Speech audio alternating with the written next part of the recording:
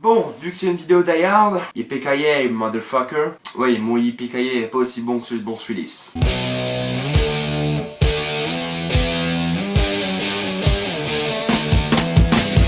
Die Hard 5, une belle journée pour mourir. Personnellement, je suis un grand fan de Die Hard. Die Hard 1 est mon film préféré d'action, vraiment basé sur l'action. Le problème avec Bruce Willis, justement, c'est que il y a 25 ans, il ressemblait à ça, lors du tournage de Die Hard 1, et maintenant il ressemble à ça. Oui. C'est nul, je sais. C'est justement l'un des problèmes du film, c'est que tu n'as pas le John McClane d'avant. J'en parlais, mais 5 minutes dans le film, je me suis posé une question. Où est John McClane? Où est le personnage qu'on aime, auquel on s'est attaché dans Die Hard 1, 2, 3 et 4? Où est-il? 30 minutes dans le film, où est John McClane? 1h10 dans le film, où est John McClane? C'est juste à la fin. Les 10 dernières minutes de la fin qu'on retrouve John McClane. Les 10 dernières minutes. Je me suis tapé un film qui ne s'appelle pas Die Hard pendant 1h20 pour enfin arriver à Die Hard 5. Pendant 10 minutes. 7 on va dire, 7 parce que la fin est quand même mauvaise. Pendant 5, allez 5 minutes parce que je suis gentil. 5 minutes on a un bon Die Hard. Voilà, on a un vrai Die Hard. À part ça, les 1h20 avant, appelez-le film d'action tout bête avec script à chier, action à chier. Et qu'est-ce qu'il y a d'autre? Pas de personnage, voilà, pas de personnage. La force de Die Hard 1, c'était que tu pouvais t'attacher à tous les personnages. À Holly Gennaro, John McClane, même Hans Gruber, tu t'attachais à Hans Gruber. Et c'était bien, c'était génial, c'était la force de Die Hard. Je trouve que c'était vraiment l'un des points forts de Die Hard, c'est que tu t'attachais à tous les personnages. Là, que dalle, son fils tu t'en tapes, lui tu t'en tapes, le méchant c'est qui? Hein? Qui est le méchant du film?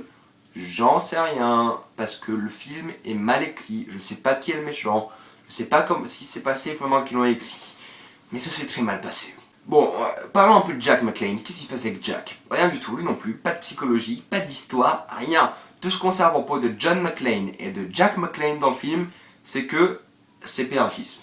Tout ce qu'on nous dit, c'est qu'ils sont père et fils et qu'ils s'entendaient pas bien. Pourquoi? Parce que John McClane lui a pas offert de G.I. Joe quand il était gosse. C'est ça, ou de figurines Transformers, peu importe. Le problème, c'est que vu que tu t'attaches pas au personnage, pendant les gunfights, qu'est-ce qui se passe? Bah tu t'en tapes, tu regardes et t'es là. Tu regardes des gens se tirer dessus. Génial. Bah oui, génial, ils tirent dessus. Mais s'il y a John McClane qui se prend une balle dans la tête, qu'est-ce qui se passe? Bah rien, je m'en tape. Je me suis pas attaché à lui. Moi qui adore Die Hard, là, franchement, le personnage était mauvais. Mal écrit, les dialogues étaient mauvais, mais d'une puissance. Il n'y avait aucun développement de personnage. Et John McClane, c'est quoi? John McClane, c'est le mec qui se plaint parce qu'il a une bombe dans les mains pendant qu'il court dans un métro en train de dire des insultes. C'est ça le John McClane. Là, non, que dalle. L'action, parlons un peu de l'action. Vu qu'on s'attache pas au personnage, on s'en fout qu'ils se prennent une balle dans la tête. Donc les gunfights sont mauvais. De base, ils sont mauvais, c'est parce que ils sont mauvais tout court. Je sais pas pourquoi. La caméra fait n'importe quoi. Des fois, elle se retourne, elle passe en vue subjective. La première course-poursuite dure 15 minutes. Elle est longue, elle est pénible. Il se passe rien. Il y a juste des voitures qui courent. Et même pas, je sais pas, un peu de tension comme dans le premier Die Hard. Que dalle. Que des voitures à Moscou en train d'y aller. Qu'est-ce qui se passe dans l'histoire? Bah, j'en sais rien en fait, je sais pas ce qui se passe. Qu'est-ce qui s'est passé dans le film? John McClane a reçu un dossier avec son fils qui est allé au tribunal de Moscou. C'est tout. Et lui il est allé à Moscou pour rendre une visite. Et John McClane suit son fils sur une mission suicide. Si c'était une mission suicide, ok. J'aurais bien aimé dire ça.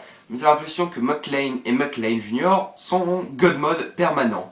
Aucune balle ne sont passées à côté d'eux. À chaque fois t'as un avion qui les explose avec des calibres 50, des trucs explosifs, les balles passent à côté d'eux.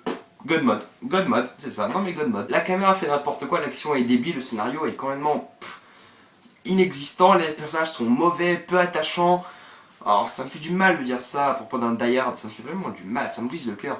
Il y a un truc positif, c'est que le yippee motherfucker est vraiment, mais vraiment sympa. Là j'ai adoré le contexte, j'ai juste adoré. Bon. Alors, qu'est-ce qu'est Die Hard? Die Hard est-il un chef-d'œuvre? Non. Blu-ray? Non. Bon moment? Non. Vous allez vous faire chier. Sans passer? Non. Donner sans passer à Die Hard 5, ce serait gentil encore. Die Hard 5, une belle journée pour mourir, est un fail. Oui.